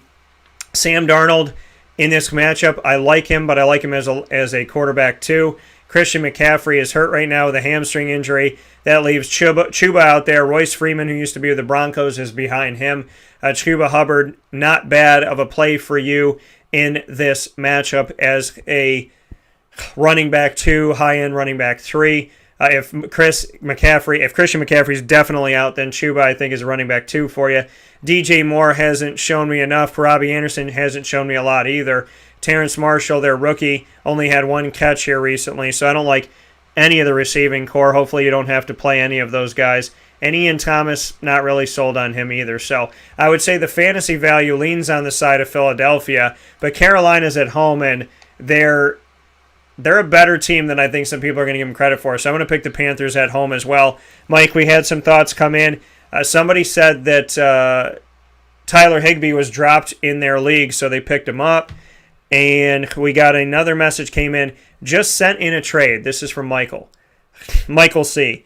Said, sent in a trade. Cortland Sutton and Melvin Gordon for Hollywood Brown and Zach Moss. Who wins? Is it fair? So who wins? Sutton and Gordon for Hollywood Brown and Moss? Yeah, I would have to say the Sutton-Gordon side would be the winning side, although, I see a lot of this, we talked about this earlier, when somebody was trying to trade players. It's almost hard when you're oversaturated with one team and then trading for 2 guys from the same team. Not all the time makes sense. Jerry Jeudy is going to be back probably, after week 8, I would assume. And there's still plenty of time. And I like Gordon. I like Moss. Hollywood Brown's spotty, but he always seems to come up with the big play when they need. So, that's a tough one. I would venture to say stay away from this trade if you're the one giving up Sutton and Gordon. If you're the one getting Sutton and Gordon, even though they're on the same team, provided it's not going to come back to bite you in the ass come bye week. I never draft according to bye weeks, mind you, but when you're at week 5 in the season, you want to start looking at bye weeks. You don't want to put yourself in a bad situation. So I think the Sutton-Gordon side wins. Yeah, I would agree with that. We have another question that came in. I was 10th on the waiver wire and was able to get Damian Williams from Chicago. Would you rather have him or Chuba Hubbard? I think right now I'd rather have Damian Williams. I wouldn't drop Chuba Hubbard. Chuba Hubbard still has tremendous value. Chuba Hubbard's 22 this week. When you, I don't think I would drop Chuba Hubbard if that's the question. I would definitely be happy with Damian Williams. So I got him number 18 this week, and I think CMC is closer to a return than David Montgomery. I think David Montgomery is still 3 to 5 weeks out. I think CMC could be back in a couple weeks. Yeah, so I would say if you can have them both, have them both. But that's not a bad pickup for being 10th on the waiver wire. Shout out to you, Rendon. And another one right before the break, Hunt, Carson, Lockett. Flex PPR. I'm guessing we can play one of them of the three, Hunt, Carson, or Lockett. Yeah, it's going to be a tough one. I mean, you look at all those guys. It's almost like a humble brag. I mean, I wonder if I got Carson the number 15 overall running back this week, and then I got Hunt at 20, and these are your flex guys. Who do you have? You have Austin Eckler and Derrick Henry. I mean, who's your number 1 and 2? Sometimes it's almost too good to believe. But I got Lockett ranked number 9 this week too, so that's a tough call. Usually, I always go with the running back. In that case, I would have to go with Chris Carson. Yeah, Hunt, Carson, and Lockett for flex PPR, and Chicago and Cleveland's playing the Chargers. I would say, let me look at this again. Lockett because DK Metcalf's dinged up a little bit for Seattle. So Mike would say Carson. So Carson's dinged up a little bit. Lockett's healthy. Hunt's healthy. I would say this week, I would have to say Lockett. I would say Lockett. I like Kareem Hunt, but again, it's always who's going to get the most touches and the opportunities here. So, Rendon, you're welcome. Want to make sure we say that to you. And to Josh here, Josh, Mike said Carson and I said Lockett for this week. So, and they're both on the same team. So, Mike says Carson and I'll say Lockett. We have another question that came in here. I want to make sure we get to these right before the break, as we'll come back and give you plenty more information here and make sure that we get this up for you. Let's see here. Next one that came up was, he said Chuba is on the waiver wire. I'd have to drop Javonte Williams or Melvin Gordon. No, I would say don't do that. Do not do that. I mean, trust me, I would like to have Chuba Hubbard, but not at the expense of dropping either one of those guys. And then Josh said his running backs are Delvin Cook and Najee Harris. So he was asking about the flex PPR. Is that an 8-man league, or what is that? I mean, I'm not trying to be. I'm just really. You have Cook and Harris, and then you have Carson. You did very well drafting. That's a very well drafted team for what I see. I see why you have to ask for decisions. Isn't it a great place to be? Isn't it luxury when you have to choose between the filet mignon and the lobster? Well, let's have both. I mean, you're in a good situation. You have to Yeah, I would say keep it, even though the fact that I understand you got a bunch of Broncos, but I would not be getting rid of that right now. We're going to take a step aside for a fast break inside of the Fantasy Football Power Hour, proudly presented by the Wildcat Sports Pub, 3680 Milton Avenue in Camillus, New York, as well as 7 days a week there for you to dine in, as well as takeout and delivery, 315-487-2222. That's 315-487-2222 for the Wildcat. You're going to hear from them, as well as Carvel DeWitt and Cafe Kubal in this fast break, and then we'll be back to answer your questions and, of course, finish off the rest of this Week 5 of Fantasy Football's matchups.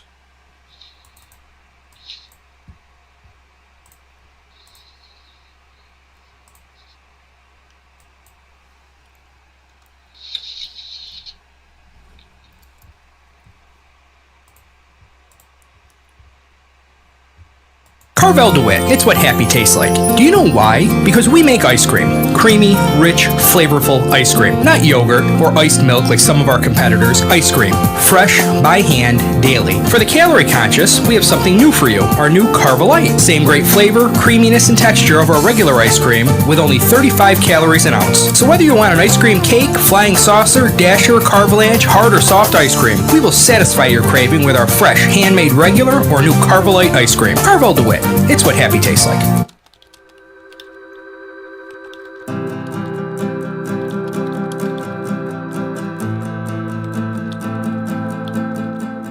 Cafe Cabal offers same-day local delivery of our products, offering no delivery charge for Onondaga County.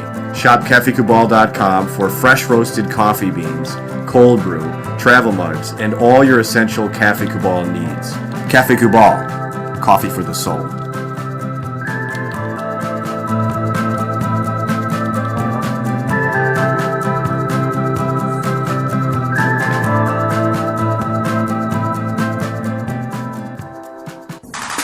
The Wildcat Sports Pub in Camillus, New York is located on 3680 Milton Avenue in the Home Depot Plaza. It is your family-friendly sports bar and restaurant. Folks, some sports bars aren't family-friendly. Some family-friendly restaurants are not sports bars. The Wildcat Sports Pub in Camillus, New York is proud to be both. It is that marriage that you've been looking for years. The Wildcat Sports Pub is your home base for your sports bar and restaurant needs, games for the kids, indoor and outdoor activities, and enough things on the menu to come back every single week and get to try something new. They're open Sundays from noon to 8 p.m., Monday through Wednesday, 11 a.m. to 11 p.m., and Thursday through Saturday from 11 a.m. to midnight. For reservations and party information, call 315-487-2222 for the Wildcat family-friendly sports pub and restaurant.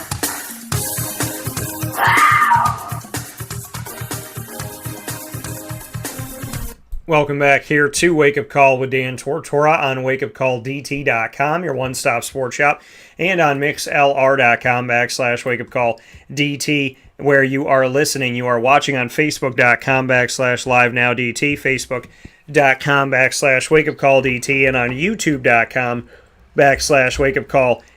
We appreciate you being here and, of course, sending your questions in the live feed. You can always talk to us in the live feeds of MixLR, YouTube, and Facebook, all /wakeupcalldt every Monday through Friday from 9 a.m. to 11 a.m. Eastern Time.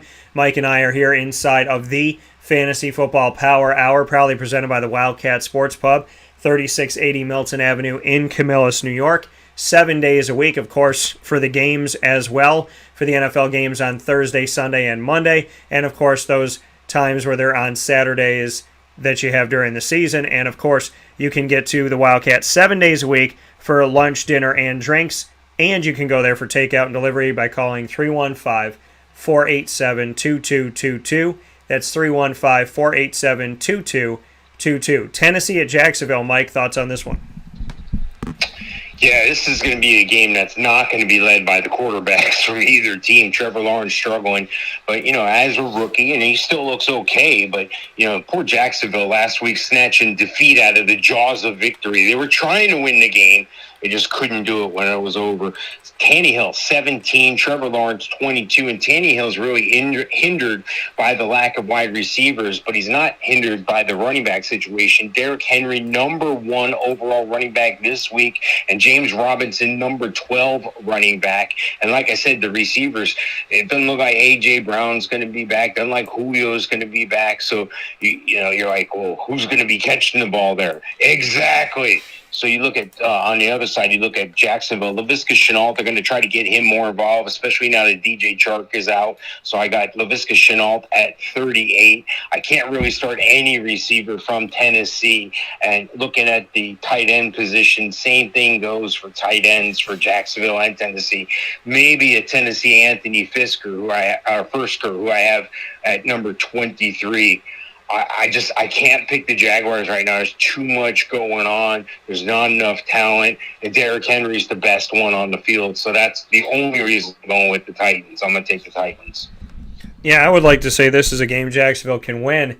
if they were playing better defensively. This isn't even an offensive thing. This is the Swiss cheese of their defense that makes me feel like they're not going to find a way to defeat Tennessee, despite the fact that they're playing this game in Jacksonville. Ryan Tannehill playing up against this Jaguars defense. I have him as a quarterback 2 this week.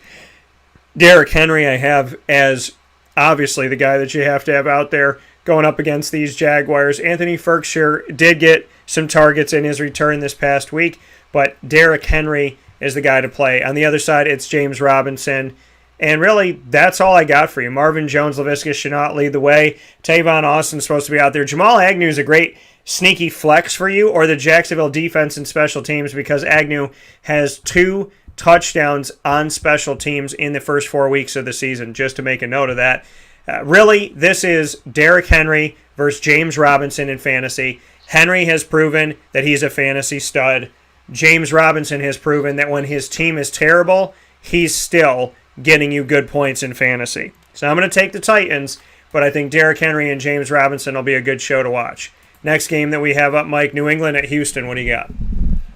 Yeah, this is going to be an interesting game because last week, Bill Belichick stymied Tom Brady in a way. He knew, he knows his weaknesses. He knows his kryptonite. He's been with him for 20 years. So that was interesting. And Belichick, the way he prepares for a guy like that, he prepares the same way for a rookie quarterback in Davis Mills. And that's going to be trouble for Davis Mills. I got him ranked at 30. I got Mac Jones not far up from him, though, at 25, even though Houston is just miserable off a blowout loss by 40 points. Looking at the running back situation, Damian Harris is dinged up quite a bit, and Houston doesn't really have that guy. So it's kind of like when you're going to the grocery store and you're like, yeah, I got to get this, I got to get this. Oh, no need to go down that aisle. Well, we're not talking about running backs in this game.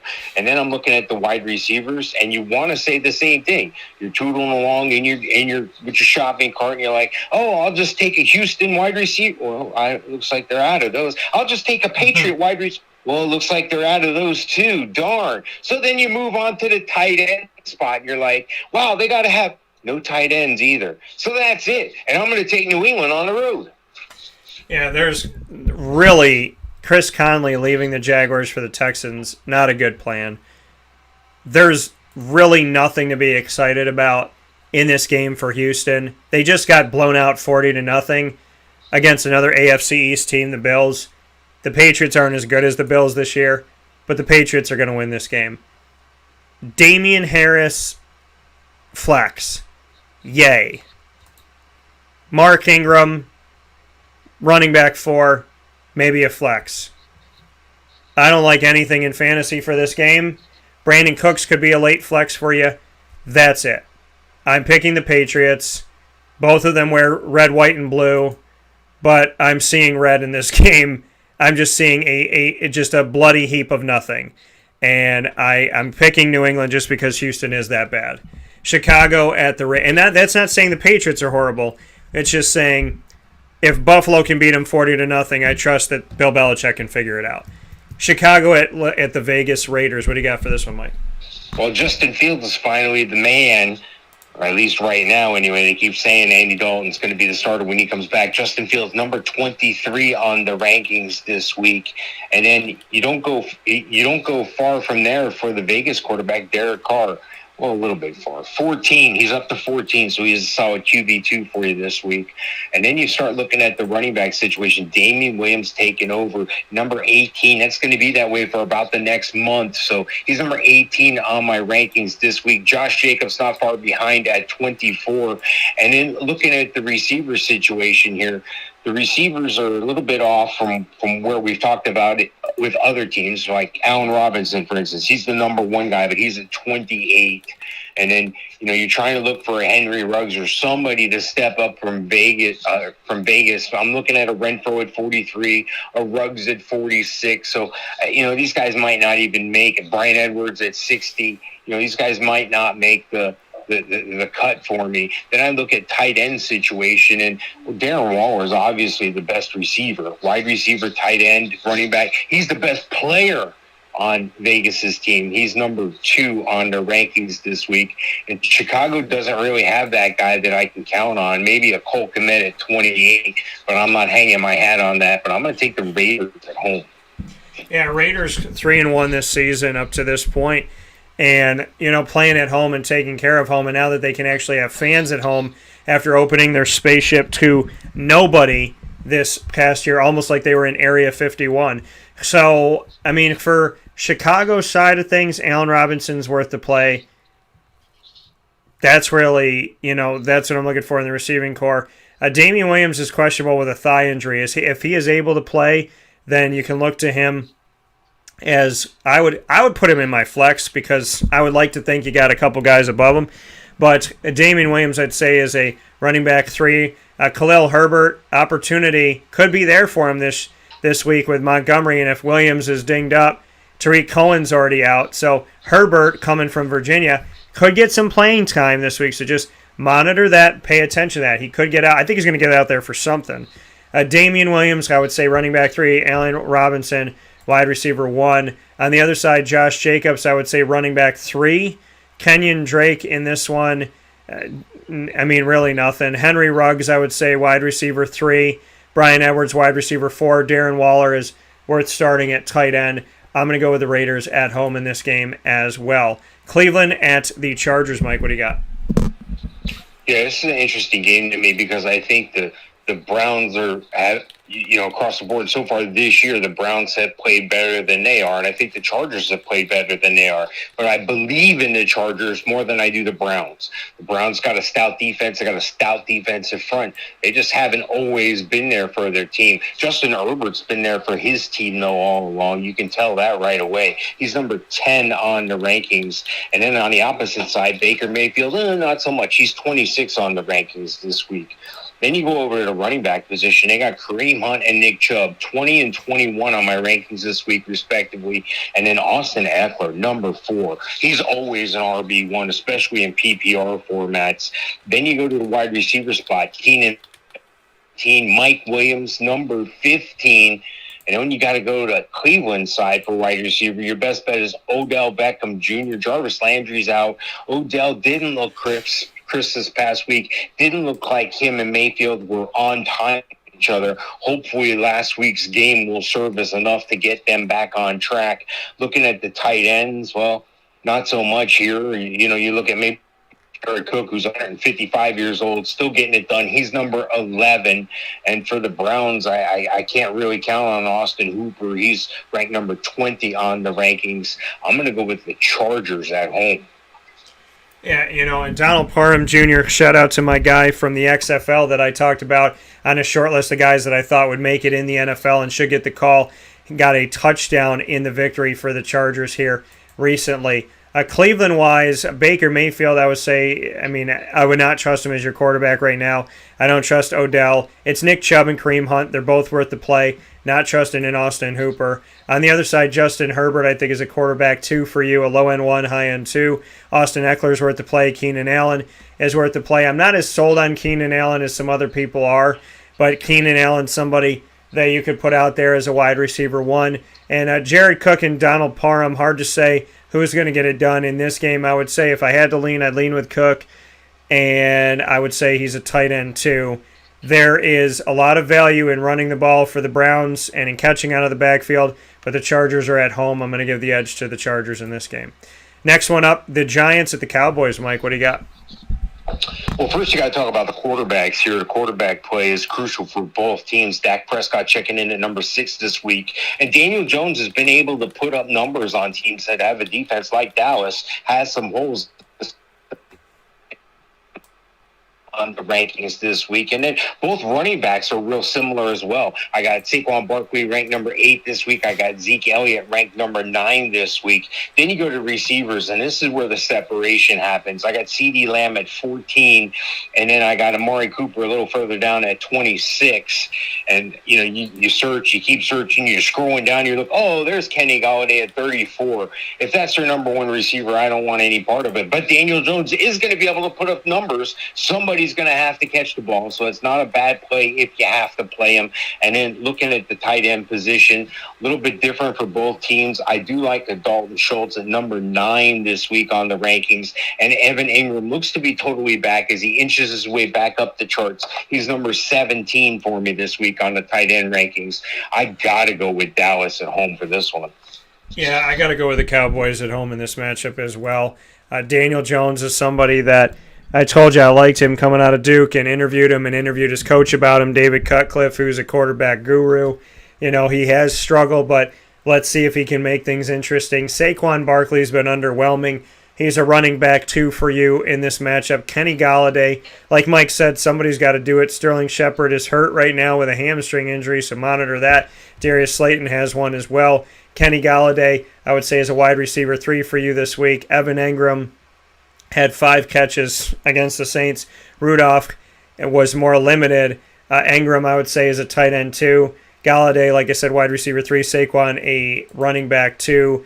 Dallas' side, QB1, Dak Prescott.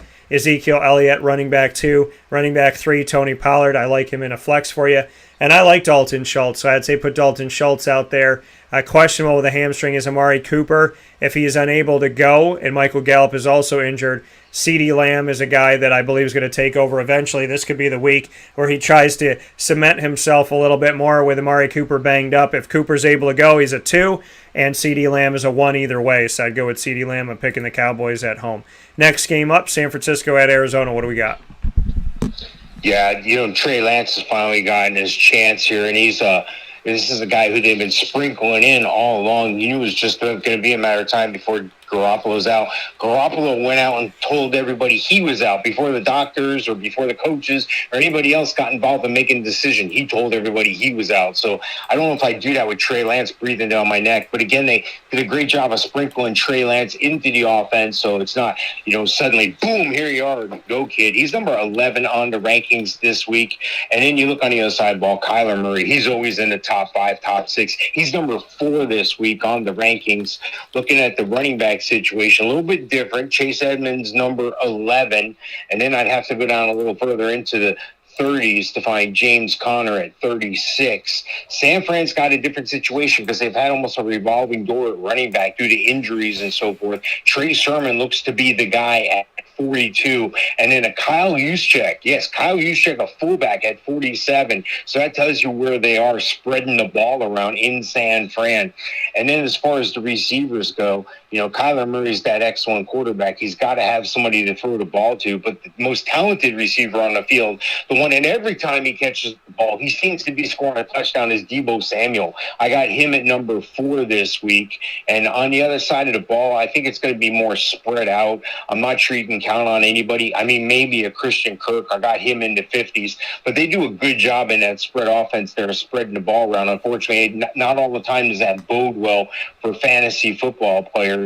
And then you go over to the tight end spot as well. And something similar, even George Kittle hasn't had a great year. I got him reluctantly ranked at number 3 just because somebody's got to make things happen. I think it's going to be George Kittle. I think he's going to get back on the horse here. I think he's going to get back into the top 5. That's why I have him at number 3. And then for Arizona, not so much. You can't really play a tight end. Maybe a Max Williams.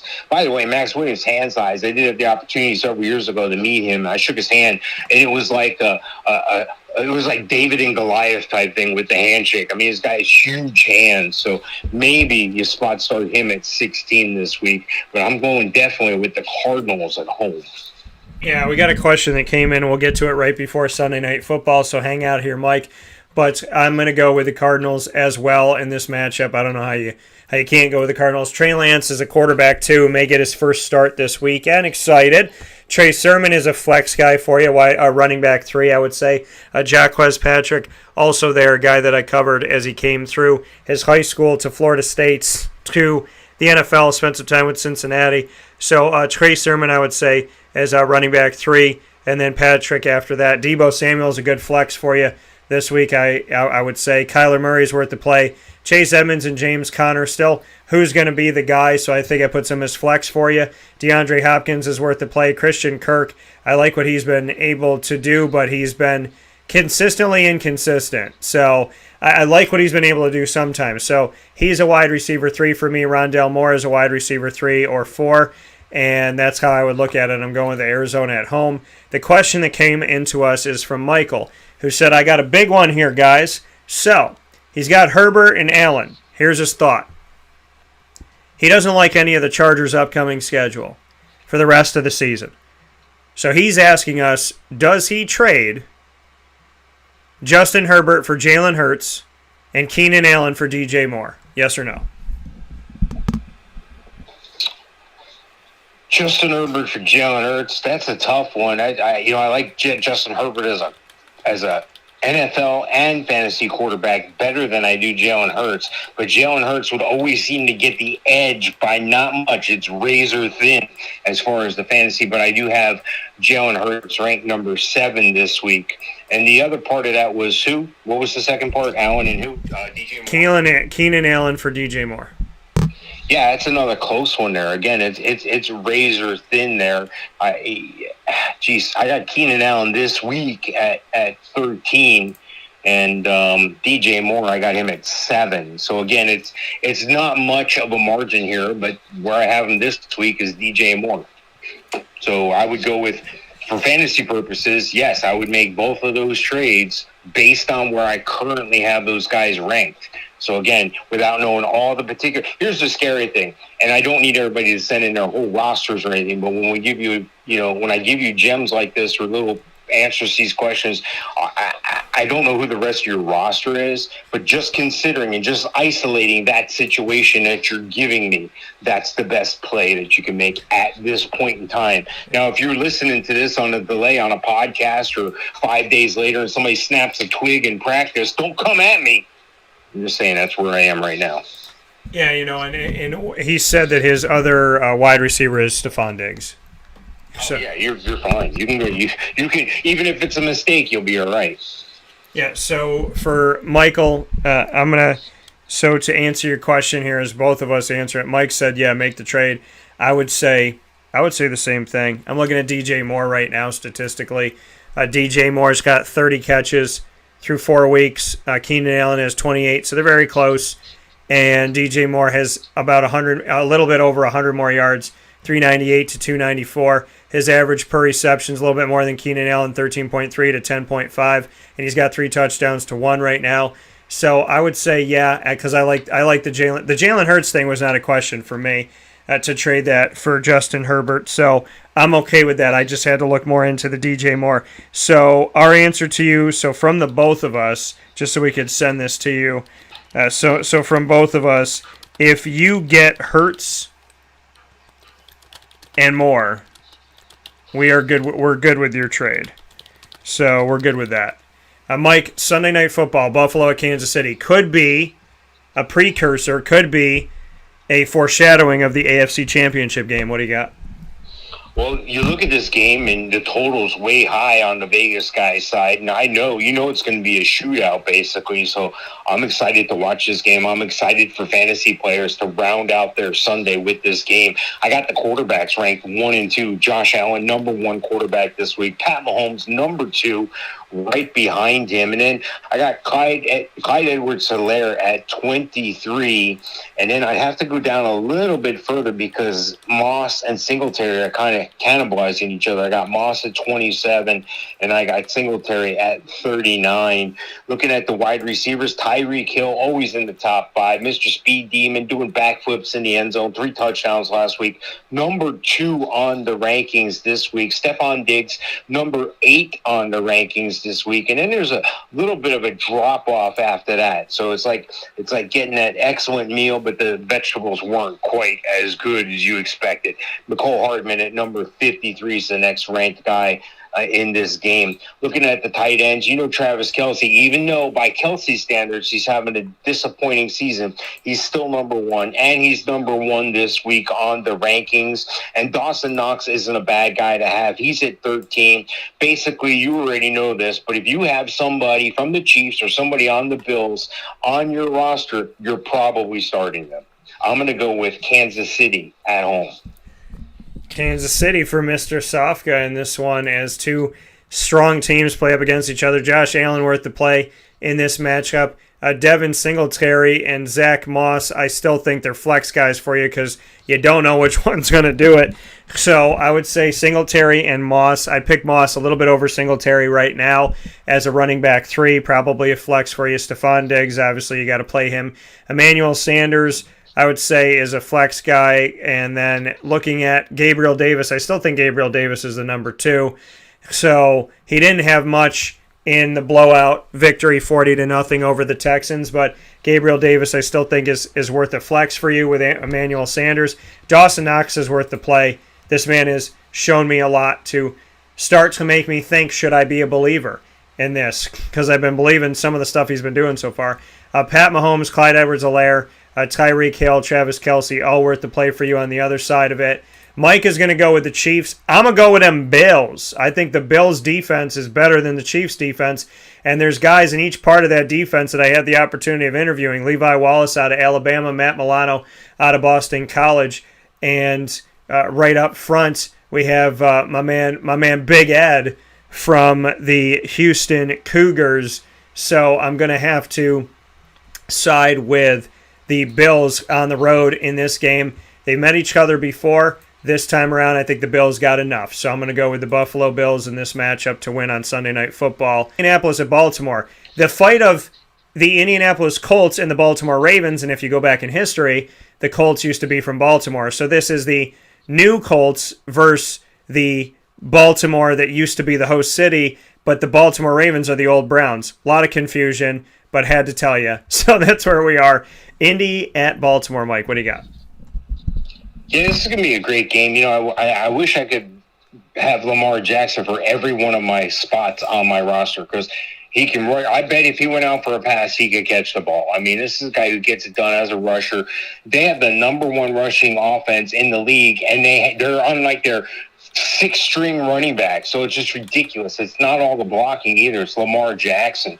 Lamar Jackson, number 3 on my rankings this week. Then you go to the other side. You go to Carson Wentz playing on 2 busted ankles. He wasn't very good when he had 2 good ankles.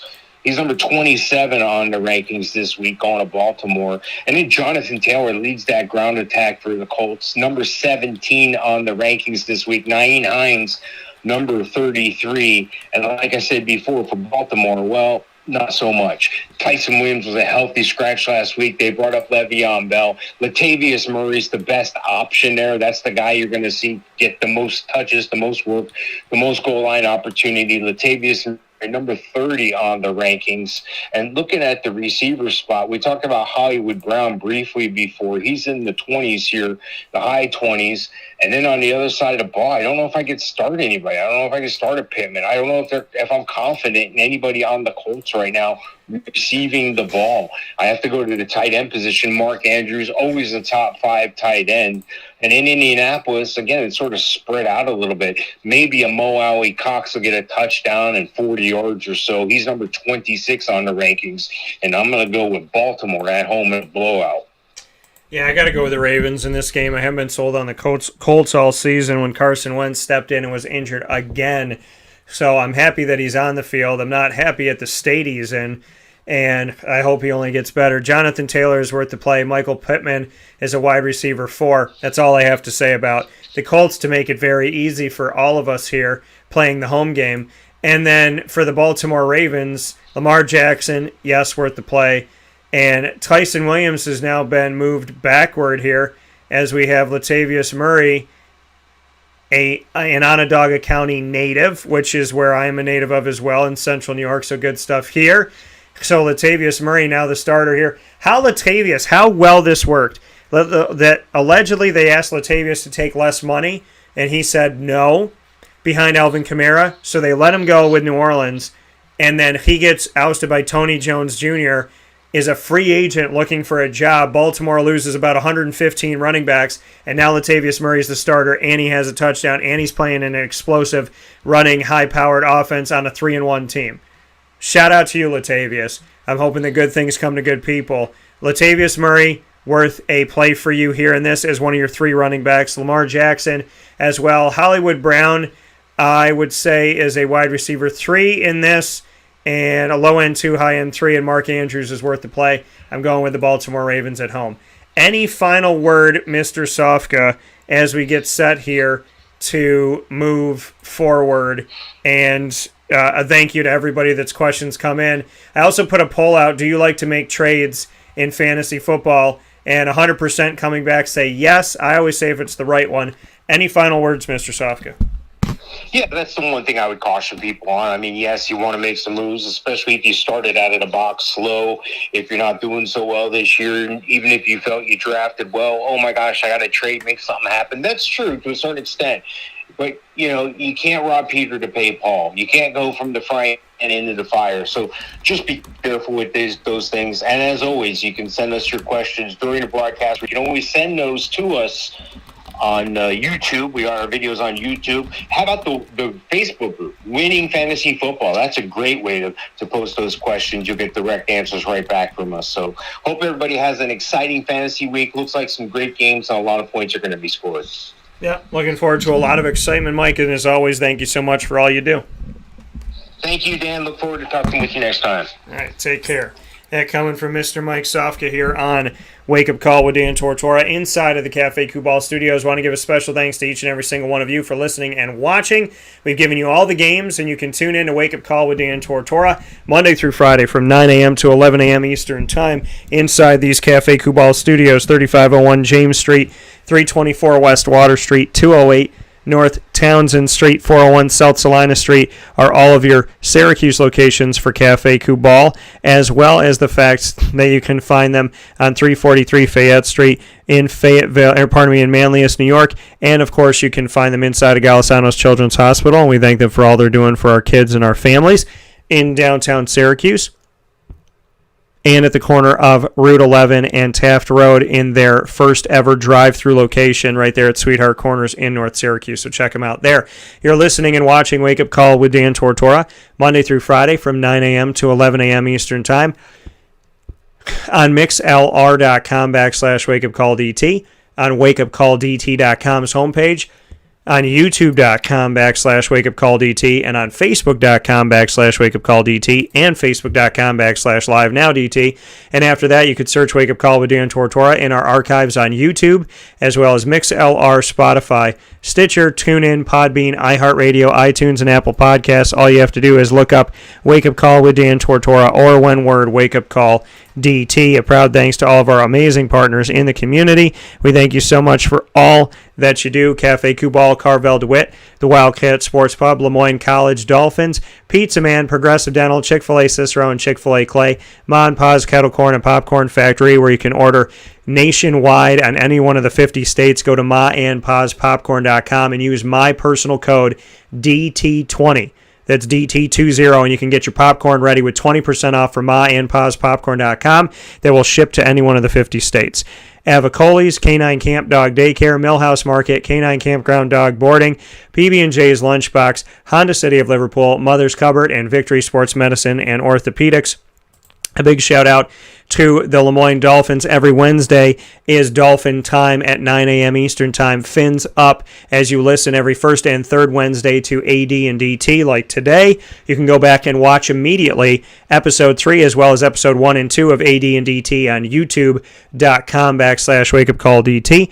And, of course, the Dolphin Dive comes up every second and fourth Wednesday of the month. And we got a new one coming up for you this coming Wednesday, October 13th. And that'll be coming up at 9 a.m. Eastern Time during Dolphin Time as well. And a big shout out to our Pacer Pride, my alma mater of Marywood University, and all the Pacers are doing and everything that they're doing here as they've officially joined us in a multimedia marketing partnership with Wake Up Call with Dan Tortora, as well as Dan Tortora Broadcast Media. It's the first ever in the history of Marywood University, and the Pacers are here with us every single month. You can go back and watch our inaugural episode of Pacer Pride, featuring the Executive Director of Athletics from Marywood, Pat Murphy, on youtube.com/wakeupcalldt. With all that being said, find us on Facebook at Wake Up Call DT, Twitter at Call DT, and Instagram at Wake Up Call_DT. I want to thank you all for being a part of the show, and thank you for everybody, however you've connected with us as well as on social media and on wakeupcalldt.com. Have a fantastic day. Continue to connect with us. If we didn't get to your question, well, we got to all of the ones I'm seeing right now, but if you have any other thoughts, send them off to us, youtube.com